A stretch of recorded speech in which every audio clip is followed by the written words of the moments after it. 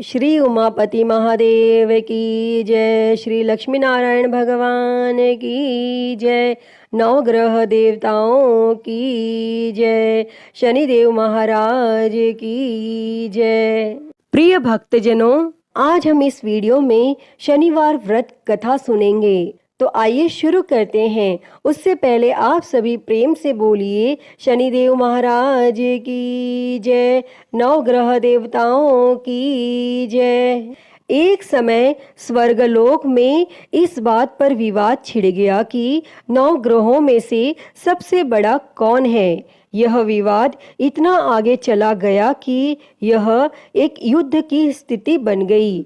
इस बात के निष्कर्ष पर पहुंचने के लिए सभी देवता देवराज इंद्र के पास पहुंच गए और उन्होंने कहा, हे देवराज, अब आप ही निर्णय करें कि हम सब में सबसे बड़ा कौन है।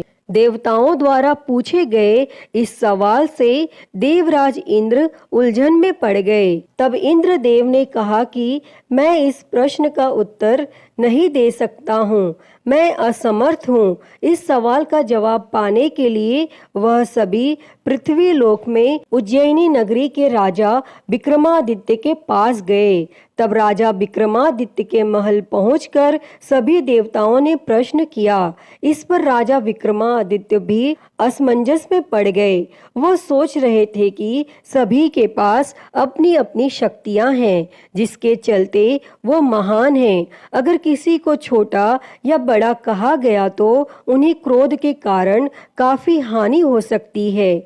इसी बीच राजा को एक तरीका सूझा। उन्होंने 9 तरह की धातु बनवाई, जिसमें स्वर्ण, रजत, कांसा, ताम्र, सीसा, रांगा, जस्ता, अभ्रक व लोहे शामिल थे। तब राजा ने सभी धातुओं को एक एक आसन के पीछे रख दिया और इसके बाद उन्होंने सभी देवताओं को सिंहासन पर बैठने के लिए कहा। तब धातुओं के गुणों के अनुसार सभी आसनों को एक दूसरे के पीछे रखवा कर उन्होंने देवताओं को अपने अपने सिंहासन पर बैठने को कहा। और जब सभी देवताओं ने अपना अपना आसन ग्रहण कर लिया, तब राजा विक्रमादित्य ने कहा, इस बात का निर्णय हो चुका है। जो सबसे पहले सिंहासन पर बैठा है वही बड़ा है। यह देखकर शनि देवता बहुत नाराज हुए। उन्होंने कहा, राजा विक्रमादित्य, यह मेरा अपमान है। तुमने मुझे सबसे पीछे बिठाया है। मैं तुम्हारा विनाश कर दूंगा। तुम मेरी शक्तियों को नहीं जानते हो। तब शनि देव ने कहा, एक राशि पर सूर्य 1 महीने, चंद्रमा 2.25 महीने, मंगल 1.5 महीने, बुध और शुक्र 1 महीने, बृहस्पति 13 महीने रहते हैं, लेकिन मैं किसी भी राशि पर 7.5 वर्ष रहता हूँ। मैंने अपने प्रकोप से बड़े बड़े देवताओं को पीड़ित किया है। वो मेरा ही प्रकोप था कि भगवान राम को वन में जाकर रहना पड़ा था, क्योंकि उन पर 7.5 थी और रावण की मृत्यु भी इसी कारण हुई। अब तू भी मेरे प्रकोप से नहीं बच पाएगा। और शनि देव ने बेहद क्रोध में वहां से विदा ली और वहीं बाकी देवता खुशी खुशी वहां से चले गए। इसके बाद सब कुछ सामान्य ही चलता रहा। राजा विक्रमादित्य पहले की ही तरह न्याय करते रहे। दिन ऐसे ही बीतते रहे, लेकिन शनि देव अपना अपमान नहीं भूले। एक दिन शनि देव बदला लेने के लिए घोड़े के व्यापारी के रूप में राज्य पहुंचे। जब राजा विक्रमादित्य को इस बात का पता चला तो उन्होंने अपने अश्वपाल को कुछ घोड़े खरीदने के लिए भेजा। जब अश्वपाल लौट आया और राजा को बताया कि घोड़े बेहद ही कीमती हैं, तब राजा ने खुद जाकर एक सुंदर और शक्तिशाली घोड़ा पसंद किया और उसकी चाल देखने के लिए घोड़े पर सवार हो गए। जैसे ही राजा विक्रमादित्य घोड़े पर बैठे, वैसे ही घोड़ा बिजली की रफ्तार में दौड़ पड़ा। घोड़ा राजा को एक जंगल ले गया और वहां जाकर राजा को नीचे गिरा दिया और फिर कहीं वह गायब हो गया। तब राज्य का रास्ता ढूंढने के लिए राजा जंगल में भटकने लगा, लेकिन उसे कोई रास्ता नहीं मिला। और कुछ समय बाद उसे एक चरवाहा मिला और भूख प्यास से परेशान उस राजा ने चरवाहे से पानी मांगा। चरवाहे ने उसे पानी दिया और राजा ने उसे अपनी एक अंगूठी दे दी। तब रास्ता पूछकर राजा जंगल से निकल गया और पास में ही मौजूद एक नगर में पहुंच गया और एक सेठ की दुकान पर राजा ने कुछ आराम के लिए रुका और वहां सेठ से बातचीत करते हुए उसने बताया कि वह उज्जैनी नगरी से आया है।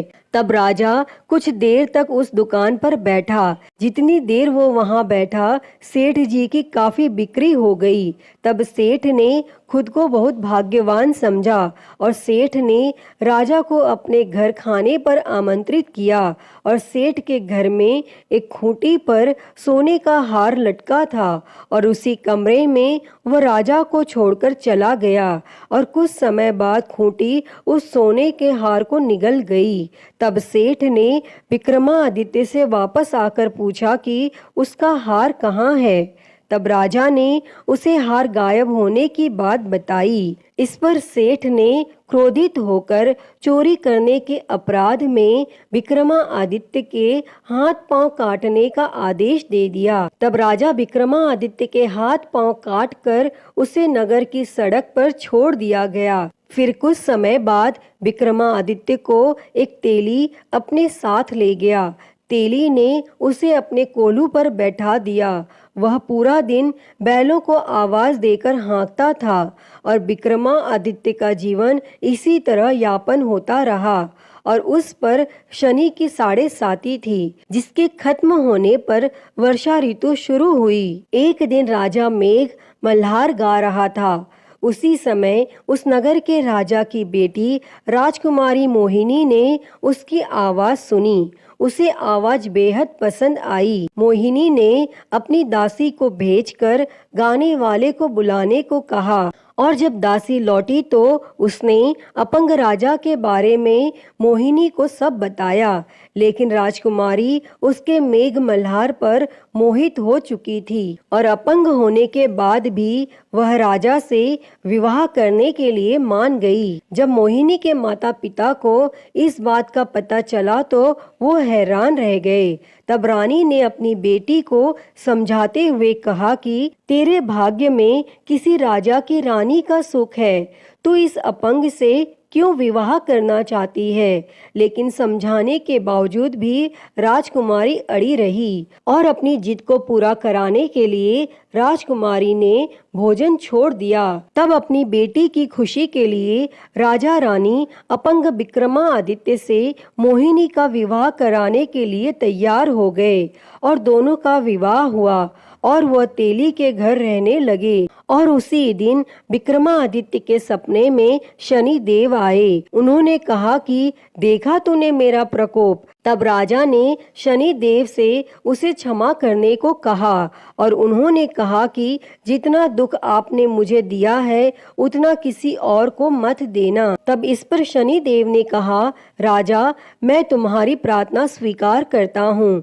जो कोई व्यक्ति मुझे पूजेगा, व्रत करेगा और मेरी कथा सुनेगा, उस पर मेरी कृपा दृष्टि हमेशा बनी रहेगी। सुबह जब राजा विक्रमादित्य की नींद खुली तो उसने देखा कि उसके हाथ पांव वापस आ गए हैं और उन्होंने मन ही मन में शनि देव को नमन किया और राजकुमारी भी विक्रमादित्य के हाथ पैर देखकर हैरान रह गई। तब राजा ने शनि देव के प्रकोप की कथा सुनाई और जब सेठ को यह बात पता चली तो वह तेली के घर पहुंचा। उसने राजा विक्रमादित्य से उनके पैरों में गिरकर माफी मांगी। तब राजा ने सेठ को माफ कर दिया और सेठ ने राजा से उसके घर जाकर भोजन करने के लिए कहा और भोजन करते हुए अचानक से ही खूंटी ने हार उगल दिया और सेठ जी ने अपनी बेटी का विवाह भी राजा के साथ कर दिया और सेठ ने उसे स्वर्ण आभूषण धन आदि देकर राजा के साथ विदा कर दिया। तब राजा विक्रमादित्य अपनी दोनों पत्नियों यानी राजकुमारी मोहिनी और सेठ की बेटी के साथ अपने राज्य उज्जैनी पहुँचे। सभी ने उनका स्वागत किया। इसके बाद राजा विक्रमादित्य ने पूरे राज्य में घोषणा करते हुए कहा कि आज से शनि देव सब देवों में सर्वश्रेष्ठ माने जाएंगे और साथ ही शनि देव का व्रत करें और व्रत कथा जरूर सुनें। यह देखकर शनि देव बहुत खुश हुए। व्रत करने और व्रत कथा सुनने से शनि देव की कृपा रहने लगी और लोग आनंद पूर्वक रहने लगे। अतः हे शनि देव जी, जैसी कृपा आपने राजा विक्रमादित्य पर की, वैसी ही कृपा इस कथा को कहते, सुनते और हुंकारा भरते पर करना। तो बोलिए शनि महाराज की जय, नवग्रह देवताओं की जय। प्रिय भक्तों, तो मैं उम्मीद करती हूँ कि आपको यह कथा पसंद आई होगी और अगर वीडियो अच्छी लगी हो तो इसे लाइक करें, ज़्यादा से ज़्यादा शेयर करें और कमेंट में शनिदेव की जय लिखना ना भूलें और हरिहर भक्ति चैनल को सब्सक्राइब कर नोटिफिकेशन बेल को ज़रूर ऑन कर लें। हर हर महादेव। धन्यवाद।